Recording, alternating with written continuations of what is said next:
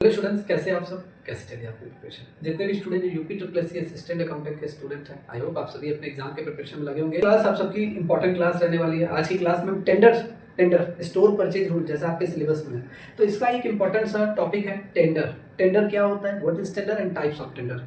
Open tender क्या होता है, टू बिड टेंडर आपके क्या होते हैं, ग्लोबल टेंडर आपके क्या होते हैं, फ्रेमवर्क टेंडर आपका क्या होता है, ठीक है, सेलेक्टिव टेंडर्स आपके क्या होते हैं। ये पूरा कंप्लीट आज की क्लास में हम यहाँ पे देखेंगे। और सबसे पहले टेंडर क्या होता है डिटेल में विद एग्जांपल के साथ पूरी तरीके से आज आपका ये जो टेंडर का टॉपिक है पूरा आज हम लोग कवर करेंगे। तो एक इंपॉर्टेंट सी थियरी क्लास आज आपकी रहने वाली है। आज थियरी, कल मैं एमसीक्यू करा दूंगा।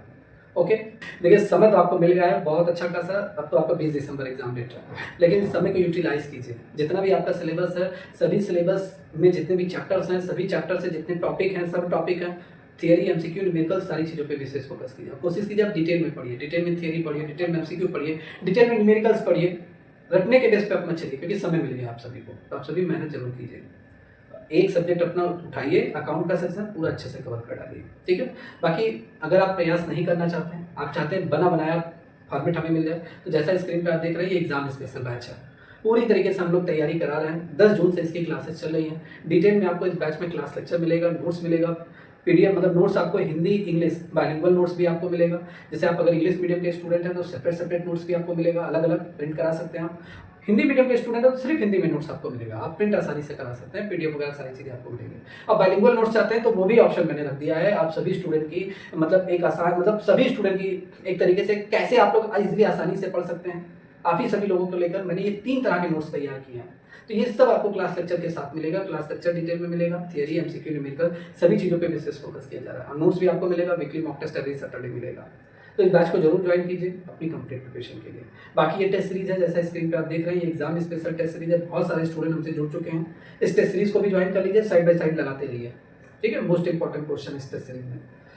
तो इसको कैसे ज्वाइन करना है, हमारी एकेडमी ऑफिशियल ऐप आपको डाउनलोड करना है, गूगल प्ले स्टोर पर जाकर रजिस्टर लॉगिन करके इस टेस्ट सीरीज इस कोर्स से ज्वाइन हो सकता है। हेलो स्टूडेंट्स, चलिए आज की क्लास यहाँ स्टार्ट करते हैं। और एक इम्पॉर्टेंट सा टॉपिक है आपके सिलेबस में है, और जिसका नाम क्या है, जिसका नाम है टेंडर, ठीक है, स्टोर परचेज रूल्स।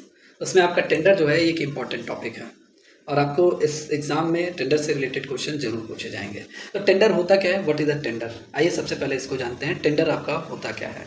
जैसे टेंडर की अगर मैं बात कर लूँ तो टेंडर का मतलब ये होता है कि कोई सरकारी विभाग या बड़ी कंपनी किसी काम को या किसी सामान के लिए, किसी काम को करवाने के लिए या किसी सामान मतलब गुड्स के लिए सार्वजनिक रूप से मतलब पब्लिकली, जितनी भी भारत में, जितने भी विदेशों में जितनी भी कंपनियां हैं, सभी इच्छुक कंपनियों से क्या मंगवाती हैं, प्रस्ताव मंगवाती हैं, बिड्स मंगवाती हैं, कोटेशन मंगवाती हैं, ताकि सबसे उपयुक्त कंपनी का चयन किया जा सके और उसको टेंडर दिया जा सके, ठीक है, उससे कॉन्टैक्ट किया जा सके। तो ये होता है आपका टेंडर। चलिए यहाँ पे जो मैंने नोट किया है इसको पहले देखिए। जैसे मैं कह दूँ टेंडर एक क्या है, टेंडर एक औपचारिक और आधिकारिक निमंत्रण मतलब फॉर्मल इन्विटेशन आपका होता है। तो टेंडर एक फॉर्मल एंड ऑफिशियल इन्विटेशन होता है, और जो इशू किया जाता है किसके द्वारा, गवर्नमेंट ऑर्गेनाइजेशन मतलब सरकारी विभाग द्वारा ये टेंडर जारी किया जाता है, सरकारी विभाग द्वारा जारी किया जाता है। पब्लिक सेक्टर द्वारा भी टेंडर निकाला जाता है, जितनी भी पब्लिक सेक्टर की कंपनियां हैं, प्राइवेट कंपनियों द्वारा भी ये टेंडर वगैरह निकाले जाते हैं, ठीक है। किस लिए निकाले जाते हैं, जैसे किसी बड़े प्रोजेक्ट पे अगर काम करवाना हो, बड़े प्रोजेक्ट पे, जैसे सरकार अगर कोई भी बजट मतलब ब्रिज पास कर रही है, रेल पटरियां बिछा रही हैं, तो किसी ना किसी कंपनी को टेंडर दिया जाता है, उसको मतलब उसको प्रोजेक्ट देना पड़ेगा किसी ना किसी कंपनी को, उसी के लिए ये टेंडर निकाला जाता है। तो किसी बड़े प्रोजेक्ट या गुड्स मतलब सामान अगर खरीदना हो किसी भी गवर्नमेंट ऑर्गेनाइजेशन को या पब्लिक सेक्टर को या प्राइवेट कंपनी को, बल्क में कोई गुड्स खरीदना हो अपने काम काज को चलाने के लिए, ठीक है, जैसे सेवाएं सर्विसेज को पूरा करने के लिए, तो योग्य ठेकेदार मतलब कॉन्ट्रैक्टर और वेंडर जो विक्रेता आपके होते हैं, सप्लायर होते हैं, उनसे बिड्स मतलब बोलियां आमंत्रित कराई जाती हैं, बिड्स मंगाए जाते हैं, ठीक है। तो टेंडर आपका होता क्या है, टेंडर एक औपचारिक और आधिकारिक निमंत्रण मतलब फॉर्मल इन्विटेशन होता है, जिसके माध्यम से कोई भी सरकारी संगठन मतलब government organisation, public sector, private company किसी बड़े प्रोजेक्ट, गुड्स या सर्विसेज को पूरा करने के लिए योग्य कॉन्ट्रैक्टर मतलब ठेकेदारों या वेंडर से बोलियां मतलब बिड्स मंगवाती हैं, आमंत्रित करवाती हैं। तो tender is a formal and official invitation issue by a government organisation, public sector, a private company to invite bids from qualified contractor vendors to execute project, supply goods and provide services. ये आपका होता है tender. Simple language में अगर मैं बात कर लूँ, अभी समझ में आ जाएगा आपको, एग्जांपल के साथ मैं बताऊंगा आपको। जैसे जब किसी बड़ी एजेंसी को कोई काम करवाना है, जैसे सड़क बनवाना है इमारत, कोई बिल्डिंग आपको मतलब खड़ी करनी है, बिल्डिंग आपको बनवाना है, ऑफिस के लिए कोई सामान खरीदना है, ठीक है, तो वो सार्वजनिक सूचना मतलब पब्लिक नोटिस निकाला जाता है। उस बड़ी एजेंसी द्वारा क्या निकाला जाता है, एक पब्लिक नोटिस निकाला जाता है, और इसी नोटिस को हम क्या बोलते हैं, टेंडर नोटिस हम बोलते हैं।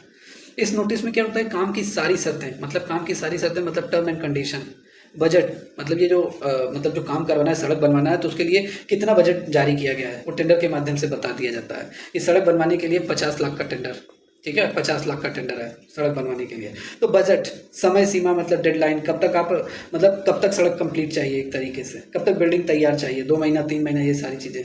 तो इसकी सारी टर्म एंड कंडीशन जानकारी दी जाती है। जो कंपनी उस काम को करने के लिए इच्छुक होती है वो जाहिर सी बात है अपनी कीमत बताती है।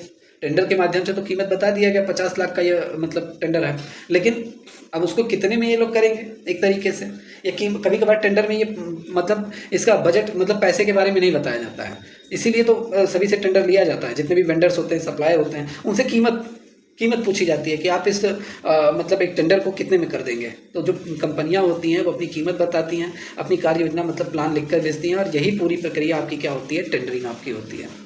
Okay, so in the simple term, when a large agency need to get a job done, such as contract a road, building a structure, or purchasing office supply, it release publish notice. This is known as tender notice. It contains all the term and condition of the work, the budget, deadlines. Companies interested in undertaking the project submit their pricing and operational plan. This entire process is called tendering. तो मेरे हिसाब से आप सबको समझ में आ गया होगा। एक एग्जांपल मैं लिख दूँ, ज़्यादा बेटर है। जैसे मैं कह दूँ सड़क बनवाना, एक एग्जांपल देख लो। एग्जांपल जैसे मैं कह दूँ सरकारी विभाग, या मैं कह दूँ सरकार को, राज्य सरकार को, या मैं कह दूँ सरकार को, सरकारी कंपनियों को, एक तरीके से सरकारी कंपनियों को क्या चाहिए, सरकारी कंपनियों को सड़क बनवाना है, ठीक है, या सरकार को ही सड़क बनवाना है। तो मैं कह दूँ कि मान लीजिए पीडब्ल्यूडी, ठीक है, जिसे हम बोलते हैं क्या, लोक निर्माण विभाग, ठीक है। अब इनको क्या चाहिए, इनको 5 किलोमीटर तक सड़क बनवानी है, 5 किलोमीटर तक इनको पीडब्ल्यूडी डिपार्टमेंट को क्या, सड़क बनवानी है, और सारा काम यही लोग देखते हैं पीडब्ल्यूडी वाले, ठीक है। तो सड़क बनवानी है, तो पीडब्ल्यूडी जाहिर सी बात है, लोक निर्माण विभाग जो है ये, ठीक है, लोक निर्माण विभाग, तो ये क्या अपने आप से ये लोग खुद ही काम करते हैं? आप हमें बताइए, क्या ये लोग अपने मतलब ये खुद ही सड़क बनाते हैं? पीडब्ल्यूडी डिपार्टमेंट वाले ये खुद सड़क नहीं बनाते हैं। ये पीडब्ल्यूडी डिपार्टमेंट वाले क्या करते हैं, एक टेंडर नोटिस निकालते हैं, और उस नोटिस के माध्यम से पूरी जानकारी देते हैं। क्या क्या जानकारी देते हैं इस नोटिस के माध्यम से? इस नोटिस के माध्यम से ये जानकारी देते हैं कि सड़क की लंबाई 5 किलोमीटर रहेगी, काम पूरा करने का जो समय रहेगा वो 8 महीने में आपको काम पूरा कर देना है, 5 किलोमीटर सड़क बना देना आपको 8 महीनों में सिर्फ, और इसकी जो अनुमानित लागत, एक्सपेक्टेड जो कॉस्ट आ रही है वो 10 करोड़ रुपया होनी चाहिए, उससे ज़्यादा नहीं रहना चाहिए। और नियम और शर्तें बहुत सारी मेंशन रहती हैं। आवेदन मतलब इस टेंडर के लिए जो लोग भी आवेदन करेंगे, जितनी भी कंपनियां, उन सभी कंपनियों को लास्ट डेट बता दिया जाता है, अंतिम तिथि आवेदन करने की, कि इससे पहले आप आवेदन कर दीजिए। ओके, अब क्या करती हैं, अब 4 कंपनियां आवेदन करती हैं। जैसे मैं कह दूं कंपनी ए है, ये 9.8 करोड़ में काम करेगी, कंपनी बी है 9.5 करोड़ में काम करेगी, कंपनी सी है, मैं कह दूं ये 10 करोड़ रुपए में इस सड़क बना देंगी 5 किलोमीटर एरिया का, कंपनी डी है, ये 9.7 करोड़ में ये काम करेंगी। तो सरकार इसमें क्या करती है, सरकार इसमें केवल कीमत ही नहीं देखती है, पीडब्ल्यूडी डिपार्टमेंट की कीमत ही नहीं देखेगी, बल्कि ये भी देखेगी कि इस कंपनी के पास एक्सपीरियंस ज़्यादा है, क्वालिटी अच्छी है, क्षमता किसके पास ज़्यादा है, काम करने का एक्सपीरियंस किसके पास ज़्यादा है, अनुभव है। तो ये जो कंपनी सभी शर्तों को पूरा करती है, सबसे उपयुक्त होती है, सबसे अच्छी कंपनी होती है, मतलब उनका वर्क एक्सपीरियंस अच्छा है, ठीक है, कम कीमत में भी वो कर दे रही हैं, उनका एक्सपीरियंस भी अच्छा है, काम करने का तजुर्बा भी उनका ठीक है, तो उस कंपनी को ये टेंडर दे दिया जाता है, और देखिए अब टेंडर आपका पास हुआ है, ठीक है। तो यही आपका टेंडर आपका होता है, ये पूरा टेंडर का प्रोसेस ही मैंने आपको बता दिया। ओके, चलो अब हम लोग यहाँ पे चलते हैं, क्या टाइप ऑफ टेंडर के बारे में बात, क्या अब मेरी बातें आप सबको समझ में आ रही होंगी? अच्छा, यहाँ पे एक चीज़ मैंने यहाँ पे बात किया, बिड्स क्या होता है, ये चीज़ जरा मैंने बात किया, जैसे थोड़ा बहुत आप लोग को बिड्स मतलब क्या होता है, जैसे काम को करने या सामान देने के लिए कंपनी द्वारा जो दिया गया जो प्रस्ताव होता है वो आपका बिड्स होता है, ठीक है। जैसे सरकार अगर टेंडर निकालती है तो कंपनियाँ बिड्स भरती हैं, जैसे एक एग्जांपल देख लो, जैसे सरकारी अस्पताल को 100 कुर्सियाँ चाहिए, मैं कह दूँ 100 कुर्सियाँ खरीदनी है, अस्पताल ने टेंडर निकाला, 3 कंपनियां अपनी बिड्स भेजती हैं। बिड्स मतलब अपनी अपनी बोली लगाती हैं एक तरीके से। जैसे कंपनी ने कहा कि 4,80,000 में मैं 100 कुर्सियाँ दूंगी, कंपनी बी ने कहा कि मैं 4,60,000 में 100 कुर्सियाँ दूंगी, कंपनी सी ने कहा मैं 4,90,000 में 100 कुर्सियाँ दूंगी। अब सरकारी अस्पताल ने क्या किया, तीनों कंपनियों द्वारा जो भेजे गए जो प्रस्ताव हैं, मतलब बिड्स जो है, कीमत प्लस क्वालिटी मतलब गुणवत्ता प्लस समय और अदर जो विवरण रहेंगे उन सबको देखती है, और इसी को हम क्या बोलते हैं, बिड्स बोलते हैं। बिड्स मतलब क्या, बिड्स में आपका कीमत भी रहता है कि मतलब ये 100 कुर्सियाँ कितने में देंगे, कीमत, गुणवत्ता, समय, सारी चीज़ें रहती हैं। समझ में आया? तो यही आपका बिड होता है, मेरे हिसाब से समझ में आ गया। जब बिड में होता क्या है, एक लाइन से मैं जरा और बता दूं, तो बिड्स कंपनी अपनी बिड में लिखती है क्या कि कितने रुपए में काम करेंगी, किस क्वालिटी का सामान देंगे, किस समय में, मतलब कितने समय में इस प्रोजेक्ट को कंप्लीट कर देंगे, एक तरीके से कितने समय में पूरा कर देंगे इस टास्क को, या जो सड़क बनाने का जो ठेका है इसको कब तक कवर कर देंगी, कंप्लीट कर देंगी, और सभी नियम शर्तें मानेंगी, वो सारी चीज़ें यहाँ पे मेंशन रहती है बिड में। तो मेरे हिसाब से अब समझ में आ गया होगा आप सभी को कि बिड क्या होता है। ठीक है, अब आइए हम लोग यहाँ पे बात कर लेते हैं टेंडर कितने प्रकार के होते हैं, how many types of tender. तो टेंडर के टाइप्स जरा देख लो। तो जैसे टेंडर के टाइप्स, अगर मैं कह दूँ कि प्रोजेक्ट की प्रकृति और उसकी ज़रूरत, मतलब प्रोजेक्ट की प्रकृति, उसकी ज़रूरत और आवश्यकता के अनुसार टेंडर कई प्रकार के होते हैं। Tenders are categorise based on the nature of the project, urgency and specification requirement. सबसे पहला जो आपका होता है वो होता है आपका ओपन टेंडर। ठीक है, सबसे पहला जो आपका होता है वो होता है आपका ओपन टेंडर, जिसे हम बोलते हैं खुला टेंडर। देखिए इसको जरा ध्यान से समझिए, ये सब बहुत आसान है, आपको पढ़ते ही याद आ जाएगा। जैसे ओपन टेंडर क्या होता है, ओपन टेंडर में कह दूँ this is most common type of tender, ये सबसे आम और लोकप्रिय टेंडर होता है। इसमें किसी भी योग्य कंपनी या सप्लायर को पूरी छूट मिली रहती है कि वो अपना बिड मतलब अपना प्रस्ताव जमा कर सके। कोई भी एलिजिबल कंपनी या सप्लायर ओपन टेंडर में पार्टिसिपेट कर सकती है। जो भी टेंडर नोटिस निकला है कंपनी द्वारा, जो भी नोटिस निकाला गया है या सरकारी विभाग द्वारा, कोई भी कंपनी इस टेंडर के लिए पार्टिसिपेट कर सकती है और अपना बिड सबमिट कर सकती है बिना किसी रिस्ट्रिक्शन के। इसके लिए कोई भी पुरानी पाबंदी भी नहीं होती है, कोई भी इसमें कोई भी पुरानी पाबंदी, पुराना रिस्ट्रिक्शन नहीं होता है। ओपन टेंडर की विशेषता अगर हम बात कर लें तो ओपन टेंडर मतलब इसमें अधिकतम, ठीक है, पारदर्शिता मतलब ट्रांसपेरेंसी होती है ओपन टेंडर में। अच्छा, पारदर्शिता आप लोग बार बार सुनते होंगे, ट्रांसपेरेंसी ये होता क्या है? ट्रांसपेरेंसी का मतलब होता है कि जो टेंडर की पूरी प्रक्रिया जो है, टेंडर की क्या पूरी प्रक्रिया, टेंडर की जो पूरी प्रक्रिया है, टेंडर की पूरी जो प्रक्रिया है, मतलब टेंडर का जो पूरा प्रोसेस है, टेंडर नोटिस निकालने तक, टेंडर पास होने तक, ठीक है, ये पूरी तरीके से ओपन रहती है, मतलब खुली रहती है, सबको इसकी जानकारी रहती है कि सरकार द्वारा या सरकारी विभाग द्वारा ये टेंडर निकाला गया है।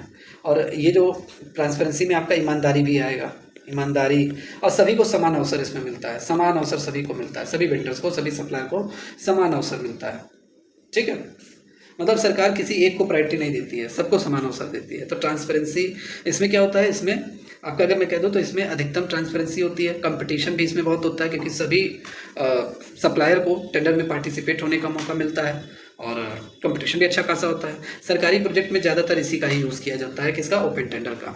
ओके, एक एग्जांपल देख लो, जैसे यदि राज्य सरकार को 10 किलोमीटर लंबा हाईवे बनवाना है तो वह एक ओपन टेंडर निकालेगी और देश का कोने कोने से जितने भी सप्लायर, जितने भी ठेकेदार हैं, रजिस्टर्ड कंस्ट्रक्शन ठेकेदार, जो रजिस्टर्ड कंस्ट्रक्शन ठेकेदार हैं, कोई भी पूरे देश में वो अप्लाई कर सकता है इस टेंडर के लिए। ठीक है, खुली छूट मिली रहती है, कोई भी रजिस्टर्ड जो कंस्ट्रक्टर जो होता है, कंस्ट्रक्शन कॉन्ट्रैक्टर जो होता है वो अप्लाई कर सकता है। तो ये आपका क्या होता है, यही आपका होता है ओपन टेंडर। क्या मेरी बातें आप सबको समझ में आ रही हैं? भाई आप सभी को आ रही होंगी। चलिए, सेकेंड टाइप ऑफ टेंडर आपका जो होता है रिस्ट्रिक्टेड या सेलेक्टिव टेंडर, जैसे हम बोलते हैं, रिस्ट्रिक्टेड या सेलेक्टिव टेंडर। देखिए, इस प्रकार के टेंडर में हर कोई आवेदन नहीं कर सकता, पहली बात। दूसरा यह है कि जो खरीदार संगठन मतलब बायर ऑर्गेनाइजेशन है, वो पहले से कुछ चुनिंदा, मतलब वो पहले से कुछ लोगों को चुन लेता है, कुछ सप्लायर को पहले से वो चुन लेता है या कुछ कॉन्ट्रैक्टर को पहले से चुन लेता है जिनसे माल खरीदना है, जिनसे सेवाएं खरीदनी है। ठीक है, अनुभवी ठेकेदार को पहले से ही चुन लेता है और उन्हीं को ही सीधा सीधा इन्विटेशन भेज देता है टेंडर के लिए, जिनका ट्रैक रिकॉर्ड बहुत अच्छा होता है। ठीक है, तो ये आपका कैसा होता है, सेलेक्टिव नाम से ही क्लियर है, पहले से हम लोग चुन लेते हैं। तो in this type of tender not everyone can apply, the buyer organisation directly invite a pre selected group of experience contractor with proven track records. ठीक है, तो ये आपका होता है क्या, ये आपका होता है रिस्ट्रिक्टेड टेंडर। मेरे हिसाब से सारी चीज़ें आप सबको समझ में आ रही होंगी। तो ये आपका क्या होता है, यही आपका रिस्ट्रिक्टेड टेंडर आपका होता है, या सिलेक्टेड टेंडर आपका होता है, सिलेक्टिव टेंडर। इसका यूज़ कहाँ कहाँ होता है, देखो, इसका यूज़ वहाँ इस्तेमाल होता है जहाँ प्रोजेक्ट बहुत जटिल हो, जहाँ काम बहुत जटिल हो, मतलब टफ हो एक तरीके से।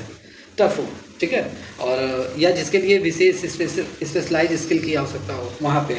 जैसे मैं कह दूँ बैंक वालों को 10 कंप्यूटर चाहिए, 10 कंप्यूटर, और 10 कंप्यूटर में इनका अपना सॉफ्टवेयर हो, ठीक है, बैंक का अपना सॉफ्टवेयर हो, कस्टमाइज सॉफ्टवेयर हो, एक तरीके से कस्टमाइज सॉफ्टवेयर जो हम लोग बनवाते हैं अपनी नीड के अकॉर्डिंग बनवाते हैं। जो कस्टमाइज सॉफ्टवेयर मतलब क्या, जो हम सॉफ्टवेयर क्या करते हैं, बनवाते हैं अपनी नीड के अकॉर्डिंग। तो जाहिर सी बात है सब कोई सॉफ्टवेयर बना नहीं पाएगा, इसके लिए कोई सॉफ्टवेयर इंजीनियर की ज़रूरत होगी, स्पेशलाइज सॉफ्टवेयर मतलब जिसको स्किल ज़्यादा है, बहुत ज़्यादा एक्सपीरियंस है। तो जाहिर बात है बैंक वाले क्या करेंगे, कुछ ही लोगों को इस टेंडर के लिए इन्वाइट करेंगे जिनको जानकारी है, अनुभव है। This is selective tender. Example देख लो, यदि सरकार को कोई संवेदनशील अच्छा उपकरण मतलब डिफेंस इक्विपमेंट या उच्च स्तरीय आईटी सुरक्षा सॉफ्टवेयर तैयार कराना है तो वो केवल गिने चुने कंपनियों को बुलाएंगे जिनके पास जरूरी क्लियरेंस और अनुभव होगा। If government needs to procure sensitive defence equipment और specialise IT security software, it will invite only those selective companies their hold prior security clearance and high end expertise. तो ये आपका क्या हो गया, ये आपका जो सेकंड टाइप का आपका टेंडर हो गया सेलेक्टिव टेंडर, मेरे हिसाब से क्लियर हो गया होगा। अब आइए थर्ड टाइप के टेंडर को हम यहाँ पे बात करते हैं। थर्ड टाइप का टेंडर आपका क्या होता है, तो थर्ड टाइप का जो आपका टेंडर होता है वो होता है नेगोशिएटेड टेंडर या बातचीत वाला टेंडर, मतलब negotiated tender third type tender आपका होता है। तो देखिए नेगोशिएटेड टेंडर मतलब इन दिस प्रोसेस में the buyer finalise a contract through direct negotiation with a single specific contractor supplier by passing open competition. तो देखिए नेगोशिएटेड टेंडर में मैं कह दूँ इस टेंडर प्रोसेस में जो बायर होता है, बायर खरीदार सरकारी विभाग जैसे मैं कह दूँ, वो किसी एक विशिष्ट ठेकेदार या सप्लायर से वो सीधे नेगोशिएट करते हैं, सीधे बातचीत करते हैं कि मुझे लगभग जैसे सरकारी विभाग है, मैं कह दूँ एग्रीकल्चर डिपार्टमेंट है, एग्रीकल्चरल डिपार्टमेंट है। अब इस एग्रीकल्चर डिपार्टमेंट को 50 लाख की क्या चाहिए, 50 लाख नहीं, अमाउंट नहीं, मैं कह दूँ इनको लगभग 10 इक्विपमेंट चाहिए, मशीनें वगैरह चाहिए, कृषि से रिलेटेड ट्रैक्टर चाहिए, छोटी छोटी मशीनें चाहिए। तो इस 10 इक्विपमेंट के लिए, ठीक है, किसी खास सप्लायर से, मैं कह दूँ ये खास सप्लायर है, इनके शहर का ही सप्लायर है, खास कॉन्ट्रैक्टर है, खास सप्लायर है, उनसे ये नेगोशिएट करती हैं। नेगोशिएट मतलब बातचीत करती हैं कि आप हमें इक्विपमेंट देंगे, वो किस कंपनी का आप हमें प्रोवाइड कराएंगे, कब तक प्रोवाइड कराएंगे, 10 इक्विपमेंट की कॉस्ट कितनी आएगी, कॉस्ट भी कम कराएंगे। नेगोशिएट मतलब बातचीत करेंगे कम करने के लिए। अगर ये बोल दिया कि नहीं हम 10 इक्विपमेंट का आपसे 50 लाख लेंगे तो फिर मतलब क्या नेगोशिएशन होगा। नेगोशिएशन मतलब आप 40 लाख में इसको कंप्लीट कर दो, ठीक है, 40 लाख में इस टेंडर को कंप्लीट कर दो। तो जाहिर सी बात है ये 40 लाख में अगर नहीं हो पा रहा है तो मना कर देगा, हो गया तो 42 लाख लगा देगा, कहेगा चलिए मैं कर देता हूँ। तो एक तरीके से बातचीत होती है, बातचीत मतलब नेगोशिएशन होता है। और नेगोशिएशन करने के बाद जब ये फाइनल कर देता है तो एक कॉन्ट्रैक्ट का रूप यही ले लेता है, ठीक है। सप्लायर जब नेगोशिएशन सप्लायर से होती है सिंगल स्पेसिफिक कॉन्ट्रैक्टर से, तो वही जब पूरा हो जाता है नेगोशिएशन बातचीत, तो यही क्या हो जाता है, यही आपका कॉन्ट्रैक्ट का रूप ले लेता है, कॉन्ट्रैक्ट हो जाता है बायर और सप्लायर के बीच में। कॉन्ट्रैक्ट किसके बीच में होता है, बायर, ठीक है, बायर और सप्लायर के बीच में, ओके। इसमें कोई खुला मुकाबला नहीं होता है, किसी एक को ही इनवाइट किया जाता है, इसीलिए इसे हम नेगोशिएटेड टेंडर हम बोलते हैं। अच्छा, इसका यूज़ कहाँ कहाँ करते हैं जरा इसको देखिए। तो इसका यूज़ देखिए कहाँ कहाँ होता है। It applied during emergency when purchasing proprietary patented technology और when extending an already ongoing project. इसका इस्तेमाल तब किया जाता है जब इमरजेंसी कंडीशन हो या इमरजेंसी प्रोजेक्ट हो, जैसे किसी खास पेटेंट तकनीक की ज़रूरत हो या पहले से चल रहे प्रोजेक्ट को आगे बढ़ाना हो, तब इसका यूज़ करते हैं। किसका, आपका नेगोशिएटेड टेंडर का, नेगोशिएशन टेंडर का इमरजेंसी कंडीशन में। किस कंडीशन में, इमरजेंसी कंडीशन में इसका यूज़ किया जाता है, ठीक है, इमरजेंसी कंडीशन।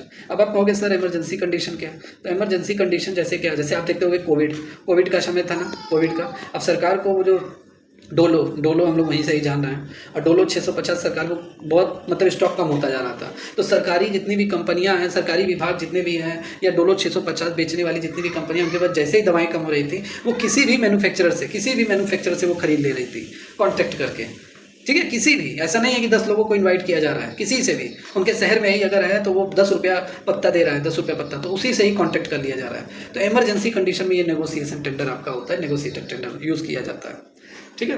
एग्जाम्पल देख लो, जैसे मेट्रो रेल प्रोजेक्ट निर्माण के दौरान यदि किसी विशेष कंपनी द्वारा लगाए गए सिग्नलिंग सिस्टम को आगे बढ़ाना हो या एक्सपेंड करना हो तो सरकार एक नया टेंडर निकालने के बजाय जिस कंपनी ने इस सिग्नलिंग सिस्टम को लगाया है, सिग्नल देने वाले सिस्टम को, उसी पुरानी कंपनी के साथ सरकार मतलब रेलवे डिपार्टमेंट नेगोशिएशन करती है, नेगोशिएटेड टेंडर करती है, मतलब नेगोशिएशन करती है, एक तरीके से नेगोशिएशन टेंडर करती है, क्योंकि वही इसकी क्या है, एक्सपर्ट है, क्योंकि उसने पहले काम किया है।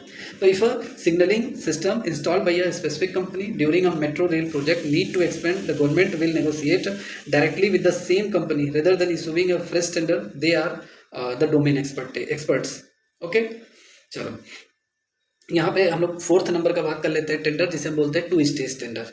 फोर्थ टाइप का जो टेंडर है आपका ये होता है टू स्टेज टेंडर। अब टू स्टेज टेंडर क्या होता है, जरा इसको ध्यान से समझो।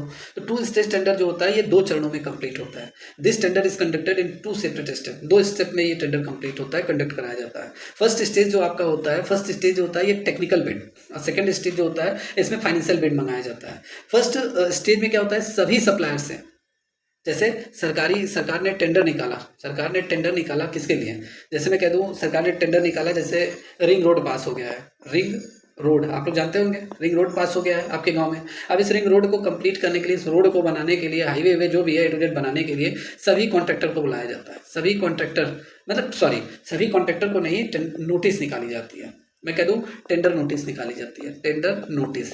और ये टेंडर नोटिस में बता दिया जाता है कि आप अपना बिड सबमिट कीजिए। सबसे पहले आप अपना टेक्निकल बिड सबमिट कीजिए, फिर आप अपना फाइनेंशियल बिड सबमिट कीजिए, ठीक है। और दोनों बिड्स को, दोनों प्रपोजल को, दोनों प्रस्ताव को जो लोग पास करेंगे उन्हें ही टेंडर मिलेगा, ठीक है, टेंडर मिलेगा। अब यहाँ पे आपके माइंड में चल रहा होगा सर टेक्निकल बिड और फाइनेंशियल बिड क्या होता है, तो ध्यान से समझो। जैसे मैं कहता हूँ कि दोनों सप्लायर से टेंडर नोटिस निकाला जाता है, टेंडर के माध्यम से बताया जाता है कि आप लोग अपना टेक्निकल और फाइनेंशियल बिड सबमिट कीजिए। तो टेक्निकल बिड होता है जैसे सभी सप्लायर अपने, सभी ठेकेदार सप्लायर जो भी हैं, सड़क बनाने का टेंडर है तो सभी ठेकेदार क्या करते हैं, अपना डिज़ाइन पेश करेंगे कि हम रिंग रोड को किस डिज़ाइन में बनाएंगे, ठीक है। अपना टेक्निकल प्लान अपना बताएंगे, अपना एक्सपीरियंस बताएंगे, अपने एक्सपीरियंस के बारे में जानकारी देंगे कि साहब हमने इस डिपार्टमेंट, मैंने पहले भी 5 किलोमीटर का सड़क बनाया हुआ है, और दिल्ली शहर में मैंने बनाया हुआ है, मैंने 10 किलोमीटर का सड़क बनाया हुआ है, मैंने यूपी में बनाया हुआ है, यूपी के LKO लखनऊ में मैंने बनाया हुआ है, मैंने 15 किलोमीटर की सड़क बनाई है, मैंने गोरखपुर में बनाई है। सभी लोग अपना अपना बताते हैं, work experience, technical plan, design, सब चीज़ें अपनी बताएंगे, ठीक है। सारी चीज़ें सभी कॉन्ट्रैक्टर अपना बताएंगे विदाउट डिस्क्लोजिंग एनी प्राइसिंग। बस इसमें कीमत का जिक्र नहीं करेंगे टेक्निकल बिड में, ठीक है। तो टेक्निकल बिड में अपने काम करने की क्षमता, अपना एक्सपीरियंस, टेक्निकल प्लान और काम किस तरीके से करेंगे, डिज़ाइन वगैरह, ये सारी चीज़ें बताएंगे। अब जाहिर सी बात है सरकारी विभाग को जिसका टेक्निकल बिड मतलब अच्छा लगा, जिसके पास एक्सपीरियंस ज़्यादा है, बहुत ज़्यादा मतलब एक्सपीरियंस है, और इन्होंने पिछले भी बहुत सारे काम किए हैं, सड़क बनाए हैं जिस कॉन्ट्रैक्टर ने, तो उन सभी लोगों का टेक्निकल बिड, वो लोग टेक्निकल बिड पास करते हैं जिनके पास एक्सपीरियंस अच्छा है, काम करने का अनुभव है। तो जब टेक्निकल बिड कोई भी सप्लायर या कोई भी कॉन्ट्रैक्टर पास कर लेता है तो वो फाइनेंशियल बिड उसका चेक किया जाता है। सेकेंड जो स्टेज होता है वो होता है फाइनेंशियल बिड। फाइनेंशियल बिड में क्या होता है, फाइनेंशियल बिड में जो जैसे मैं कह दूँ A, B, C ये 3 कॉन्ट्रैक्टर पास कर चुके हैं टेक्निकल बिड को, अब तीनों लोगों का फाइनेंशियल बिड देखा जाता है। जैसे सरकार को रिंग रोड बनवानी है, रिंग रोड मतलब हाईवे वगैरह बनवाना है, सड़क वगैरह बनवानी है, तो ये 50 लाख में कंप्लीट कर देंगे। ये कह रहे हैं कि सर हम 51 लाख में कंप्लीट कर देंगे, और ये कह रहे हैं 49 लाख में कंप्लीट कर देंगे। अब जाहिर सी बात है फाइनेंशियल बिड में जिसका रेट कम होगा, तो यहाँ पे रेट C का कम है, तो C को टेंडर हैंडओवर कर दिया जाएगा, ठीक है। क्योंकि तीनों का टेक्निकल बिड तो तीनों का समान है, तीनों ने क्वालिफाई किया, तो फाइनेंशियल बिड में सीधा यही देखा जाता है कि जिसका प्राइस कम हो, अंतिम मूल्य लागत मांगी जाती है, जिसका कम रहता है उसको टेंडर हैंडओवर कर दिया जाता है।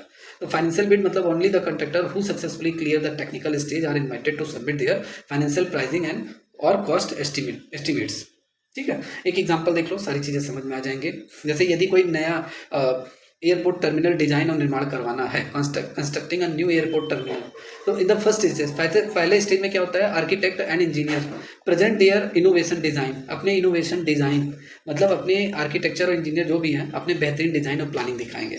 और जो लोग टेक्निकल बिड पास कर लेंगे, यही आपका टेक्निकल लेआउट्स आपका होता है, जो लोग इसको पास कर लेंगे तो जिसका भी डिज़ाइन अप्रूव हो जाएगा, फिर जिसका डिज़ाइन अप्रूव हो जाएगा दूसरे स्टेज में उनसे लागत का प्रस्ताव मांगा जाता है, मतलब कॉस्ट प्रपोजल मांगा जाता है कि आप इस एयरपोर्ट टर्मिनल को कितने रुपए में आप कंप्लीट कर दोगे, कितने रुपए में आप कंप्लीट कर दोगे, ये सारी चीज़ें, लागत का पूरा ब्यौरा मांगा जाता है कॉस्ट का, और जो जिसका कम रहता है उसको टेंडर दे दिया जाता है। तो ये आपका कैसा टेंडर हो गया, टू स्टेज टेंडर आपका हो गया, मेरे हिसाब से समझ में आ रही होंगी आप सभी प्यारे स्टूडेंट्स को। चलिए लास्ट हम लोग यहाँ पे देख लेते हैं। लास्ट जो है वो आया आपका रेट कॉन्ट्रैक्ट या फ्रेमवर्क टेंडर जिसे हम बोल सकते हैं। एक तरीके से हम फ्रेमवर्क टेंडर हम बोलेंगे, और इसी का दूसरा नाम है रेट कॉन्ट्रैक्ट। ये भी जरा समझो, बहुत इंपॉर्टेंट है। तो देखिए इसमें क्या होता है, rate and terms are finalise for a fix period suggest 1 year और 2 ईयर, ठीक है, 1 ईयर और 2 ईयर। और whenever the buyer requires goods और services during that period, order are place at the pre agreed rates.